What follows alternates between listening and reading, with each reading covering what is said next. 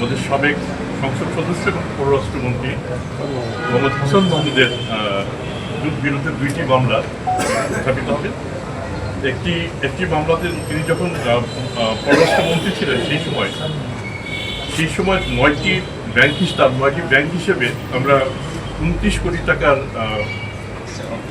অস্বাভাবিক লেনদেন আমাদের চোখে পড়েছে এবং এটা আমাদের দুর্নীতি দমন কমিশনের সাথে সম্পৃক্ত 3টি আইন, দুর্নীতি দমন কমিশন 2027-এর 1, মানি লন্ডারিং প্রতিরোধ আইন 2012-র 4, 2, 3 এবং দুর্নীতি দমন প্রতিরোধ 1947-এর 2 ধারায় অপরাধ। আমরা এই মামলাটি দায়ের করতে যাচ্ছি এখন 39। আর দ্বিতীয় মামলাটিতে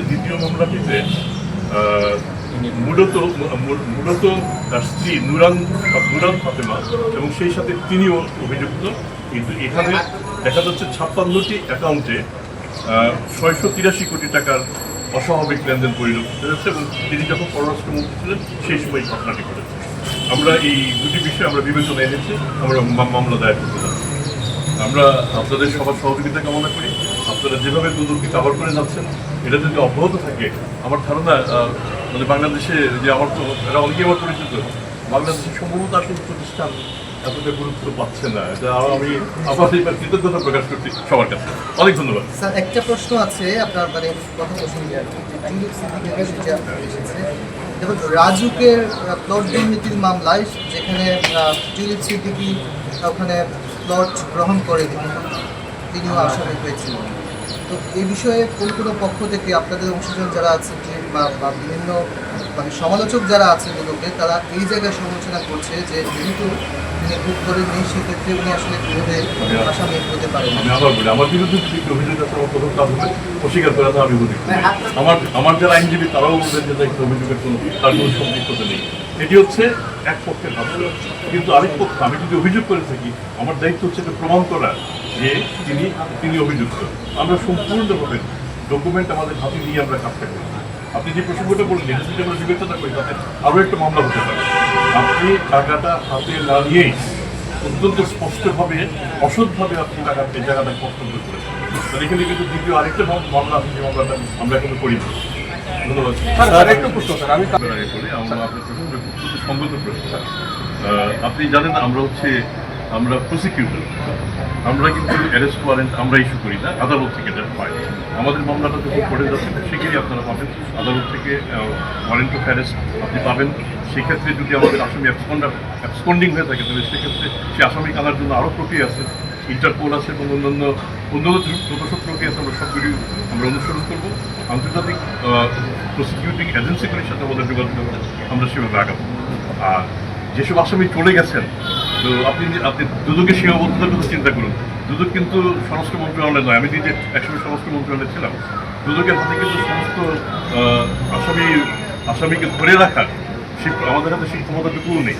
তবে আমরা চেষ্টা করছি, যখনই আমাদের হাতে সংবাদ আসছে আমরা চেষ্টা করছি স্বরাষ্ট্র মন্ত্রণালয় এবং অন্যান্য এজেন্সি যারা আছে তারা যদি এই আসামিকে কিংবা অভিযুক্তকে দেশ থেকে বের করতে না দেন, এরকম বেশ কয়েকজন এখন আমাদের হিসেবের মধ্যে রয়ে গেছে। মানে সেক্ষেত্রে কি স্যার আপনারা গ্রেপ্তার অভিযানটা কি আবার শুরু করার চিন্তা ভাবনা করছেন? একদম নাই স্যার, এর আগে দেখেছি অনেক গ্রেপ্তার ছিল, দুদকের আসামি বাইরে থাকতে পারবে। দুদক নিজে কিন্তু একটা পুলিশি প্রতিষ্ঠান না, দুদককে অন্যান্য প্রতিষ্ঠান সহায়তা নিয়ে কাজ করতে হবে। এখন আমরা আমরা সবাই আমরা মোটামুটি জানি মানে বড় বড় আসামিদের কে দেশে আছে কে দেশে নাই, এটা আমাদের অজ্ঞাত না। সেক্ষেত্রে যারা দেশে নাই তাদেরকে আন্তর্জাতিক প্রক্রিয়া অবলম্বন করে ফিরিয়ে আনা, যেটা একটা কঠিন প্রক্রিয়া, এটা আমাদের স্বীকার করতে হবে। আর যারা দেশে আছেন তাদের প্রতি আমরা কতটা সদয় কিংবা কতটা নির্দয় কিংবা কতটা অবজেক্টিভ আপনারা সেটা বিবেচনা করবেন। আমরা চেষ্টা করছি আমাদের ক্ষমতার মধ্যে সম্ভব আমরা তাদেরকে রুলিং পার্টির প্রতি অত্যন্ত সহানুভূতিশীল, যারা রুলিং পার্টি না তাদের প্রতি নির্ভর। আমার মনে হয় মোটামুটিভাবে এই আপনার কথার সারাংশ। প্রথমত আমরা কাজ শুরু করি 12 ডিসেম্বর 2024। 12 ডিসেম্বর থেকে এ পর্যন্ত আপনি একটা নাম বলেন যে দুর্নীতির মামলায় দুদক থেকে ছাড়া পেয়েছে, কোর্ট না কিন্তু, বলুন একটা নাম বলুন, পারবেন বলতে? আমরা কোর্টের কথাই বলছি। কোর্ট আমার বিষয় না। আপনারা যেটা দেখবেন যে দুদক আপনি বিএনপি বলুন, আওয়ামী লীগ বলুন, জামাত ইসলাম বলুন, যে দলই হোক, আমরা দল নিরপেক্ষভাবে আমরা আমাদের কাজটা করে যাচ্ছি। আমাদের যদি সেরকম আপনার কাছে কোনো সুনির্দিষ্ট অভিযোগ থাকে যে 12 তারিখের পরে আমরা কোনো বিশেষ দলের প্রতি পক্ষপাতমূলক আচরণ করেছি, 12 ডিসেম্বর আমরা যদি 10 করার পরে, তাহলে আপনার এটা আমাদের নজরে আনবেন। পাবলিক পারসেপশন কিন্তু স্যার বাধা হয়ে যাচ্ছে। ডক্টর মোমেন কমিশন দুশ্মন দমন কমিশন নয়, দুর্নীতি দমন কমিশন। আমরা দুর্নীতির বিরুদ্ধে জিরো টলারেন্স ইনশাল্লাহ।